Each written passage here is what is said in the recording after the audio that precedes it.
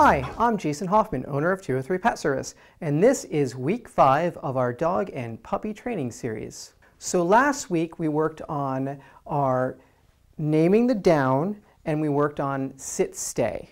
This week we're going to build off the sit-stay and we're going to start to work on recall or come. When working on recall, it's really important that we take into account our vocabulary.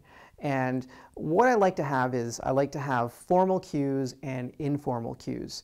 Now, a lot of people like to use the word come, but I find that we use the word come all the time in the household, whether we're talking to our dog or other people in the household. And if your dog hears that and it isn't reinforced, eventually that word come becomes jargon. And then your dog starts to not really understand that that word has a specific meaning to him. So when I use the word come, sometimes I'll use that as a casual command, and then sometimes we want to have a formal command. And when we have a formal command, it can be any word that you want, because remember, dogs don't speak English, so it could be banana split if you want. It could be any word that you want. You just have to come up with that word and decide what you want it to be. And when we're making a formal command, that's a command that when we use that command, we expect that your dog complies, and if he doesn't, you need to make sure that he does comply. So if I use a different word, let's just say meatball for come, my neighbors aren't going to know that word, my mailman isn't going to know that word, and that's going to be a word that's going to be specific that I'm only going to say to my dog and no one else. So when I say that specific word, the dog's going to say, oh, Jason wants me to come to him, and he's going to come. So if you have that formal command, and if you're starting this program, all your commands should have the intention of being a formal cue. Just be careful that when you use those words, make sure that you make your dog comply if he's not. Otherwise, it's going to lose value, and then your dog's not going to comply to those commands. To get started with the recall, we're again going to use our long line, and I'm going to get Leo in position. I'm going to put him over here, and we're going to start doing the recall. Now, it's really important before we start the recall, you need to have a really rock solid sit-stay. If you're having problems with your sit-stay, work on that more and get that ready before you start to work on the recall. Now, one more thing. When we do the sit-stay or the down-stay, we will tell our dog to sit and stay, we'll leave our dog, we will return to our dog, and when we've returned to our dog, we are then going to give the dog the yes and then the reward. When we are doing the recall or the come, it's really important that we're going to put the dog in a sit-stay, we're going to walk away from the dog, we're going to call the dog to us, and when the dog gets to us, then we're going to give the dog the yes and the reward. So when we do a sit-stay, we always return to the dog to give the dog the treat. When we do the recall or the come, the dog comes to us for the treat. All right? So to get started, let's get Leo ready. Leo, come on, buddy. Let's go this way, buddy. Good boy. Over here. Sit, stay. So we're going to do a sit, stay, up, stay, just like we normally do. We're going to walk away, and then what we're going to do is we're going to call our dog. So, Leo, come. Yes. And then we give the treat. Good boy. Very good boy. Now, sometimes to make it easier, if your dog doesn't come on the first time, Leo, over here. Sit, stay. So I'm going to back off, stay. And sometimes if they, stop, back, back, back, back. Sit, stay. If the dog doesn't come to us right away, what we can do is it can be helpful if we crouch up, back, back, back, back, stay, sit. It's helpful if we crouch down. So I'm going to crouch down, I'm going to call Leo to me, and you'll see him come. So we'll go, Leo, come. Yes. And then we're going to give the treat. Good boy.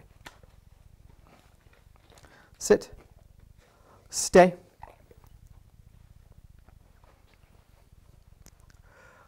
Leo, come. Yes. Good boy. And the treat. Now once they're able to come when you're crouching down, stay. Then we're going to walk away.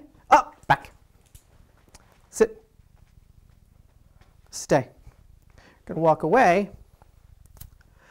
And then we're going to call the dog and we're going to keep our body quiet. So I'm going to put my hands by my side and I'm going to call Leo to me. Leo, come. Yes. And then we're going to treat again. When you call your dog, it's important to try to keep your body quiet so he's not focused on your body language and using your body to decide what you want him to do. We want him to actually decide what he's going to do based on your verbal cue. So over here, one more time. Sit. Stay.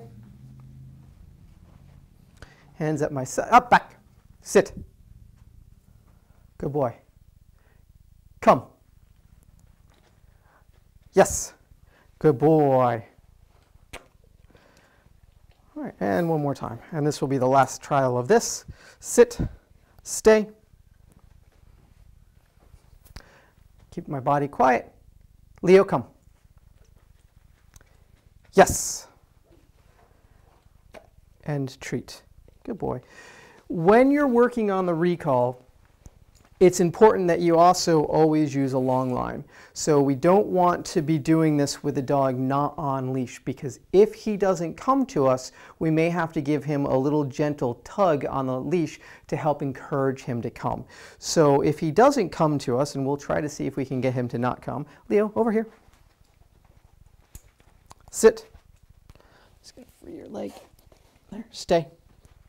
So I'm not going to use the word C-O-M-E, I'm just going to use another word to try to keep him from approaching me. So up, back, sit, no, back, back, back, back, back, back, back, back, back, back, back, back, back, back, back, back, sit, stay, banana, banana. So he's not coming, so then I would go and if he continued to not come, again, at that point, then I would give him a little gentle encouragement. Good boy, yes. Over here. Leo, Leo, good boy, sit. Good boy, stay. Good boy. So that is how we work on the recall. Now that you've worked on your recall, it's time to make that a little bit harder. Once your dog has a foundation of the recall or the come down, we're going to work on the come and the stay at the same time. So what I'm going to do is, Leo, sit. Good boy. Just free your leg. All right. So I'm going to put Leo here, and I'm going to tell him to stay, and I'm going to walk away from him. And now what I'm going to do is I'm going to return to Leo. Good boy, stay, and I'm going to walk away again. Good boy, good stay. Good boy, stay. Walk away again. And now I'm going to call him to me. Leo, come. Yes. Now the reason why we do this exercise is once they understand what come means and what stay means, we don't want them to realize, oh, you've got the long line, and once you walk to the end of the long line or 10 feet away or 5 feet away, it means I need to come to you. So we work on the come and the stay at the same time, so that way your dog starts to understand what both of those words mean. Leo, stay, sit, stay, stay. So I'm going to practice a little bit of stay, stay, good stay, stay, stay, stay, good stay, good stay. Leo, come. Yes, good boy. He's a super boy. Good job. Good job. That was hard. So that's how we start to proof the sit stay and proof the come, so they have a clear understanding of what come means and what stay means. So that's it for lesson 5. Remember that we're going to continue to work on our sit stay and our recall. We're also going to continue to work on our touch, our sit, our down, and all the behaviors that we've been working. Remember, we're working at a minimum of 4 times a day for 5 minutes, 5 to 10 minutes long each session. You can do as many training sessions as you'd like, but a minimum of 4 a day.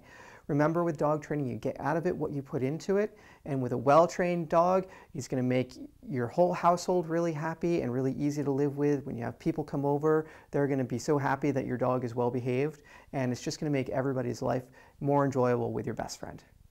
So we'll see you next week.